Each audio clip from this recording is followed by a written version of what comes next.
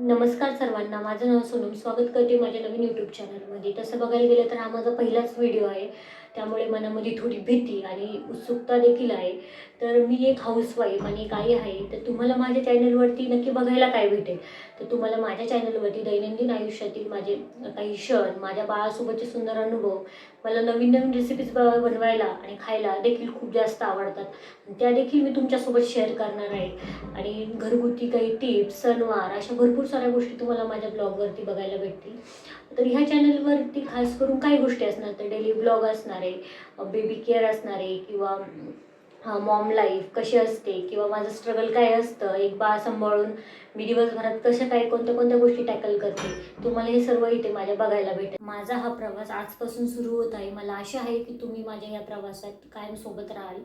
आणि व्हिडिओ आवडल्यास like, share, subscribe नक्की करा. व्हिडिओला कमेंट करायला विसरू नका.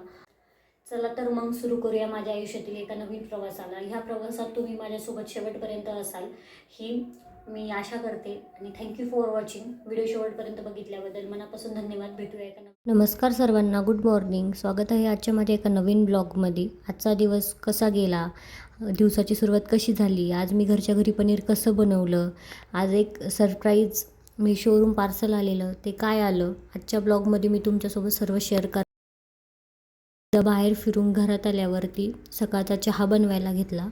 1 कप चहा भेटला म्हणजे कशी दिवसाची छान सुरुवात होती. तोपर्यंत माझं बाळ उठलेलं, त्याला झोळीतून काढून त्यासोबत थोडी मस्ती केली. आणि आज घरच्या घरी मस्त फ्रेश असं ताजं पनीर बनवण्याचं ठरवलं होतं. त्यासाठी मी 1 लिटर दूध आदल्या दिवशीच घेऊन ठेवलेलं. त्यासाठी गॅसवरती दूध गरम चांगलं करून घ्यायचं आणि ते एकदम उकळलं का ते हलवत राहायचं. त्यासाठी उकळलेल्या दुधामध्ये तुम्ही लिंबाचा रस किंवा व्हिनेगर पण ॲड करू शकता. माझ्याकडे व्हिनेगर अवेलेबल नव्हतं, त्यामुळं मी लिंबाचा रसच टाकण्याचं ठरवलं. आणि लिंबाच्या जेव्हा आपण रस काढून घेतो त्यामध्ये थोडंसं पाणी मिक्स करायचं. हे आणि जे लिंबू दाबतात ना, मला ह्या मशीनने लिंबाचा रस काढायला खरंच खूप आवडतं. कोणाकोणाला आवडतं. मला हाताने लिंबू पिळून रस काढण्यापेक्षा ह्या मशीनमधून लिंबाचा रस काढायला खरंच खूप आवडतं. जर कोणाकोणाला आवडत असेल तर नक्की कमेंट करा. जोपर्यंत आपला रस काढून होते तोपर्यंत गॅसवर दूध मस्तपैकी गरम झालेलं होतं.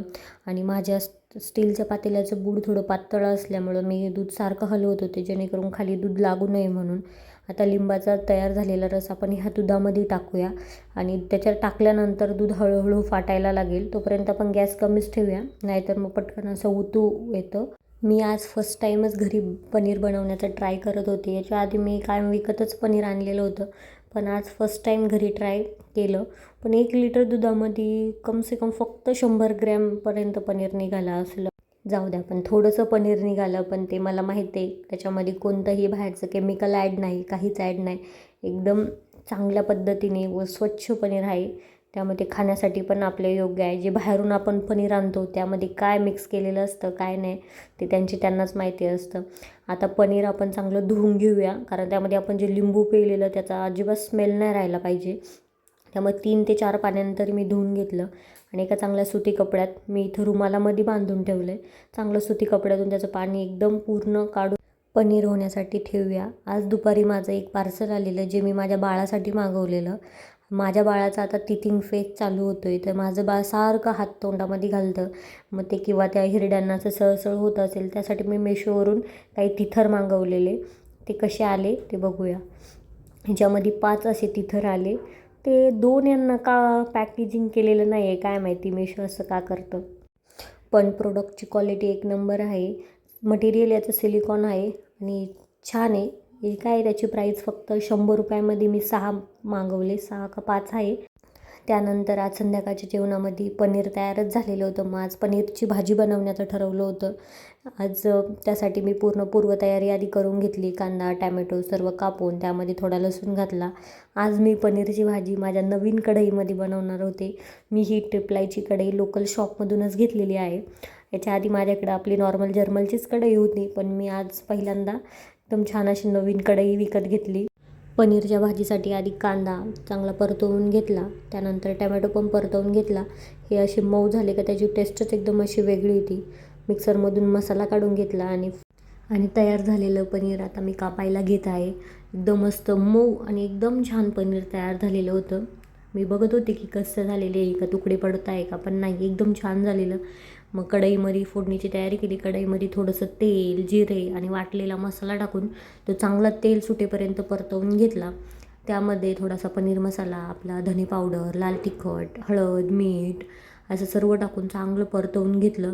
आणि मी पनीरची भाजी बनवताना कायम गरम पाणीच वापरते.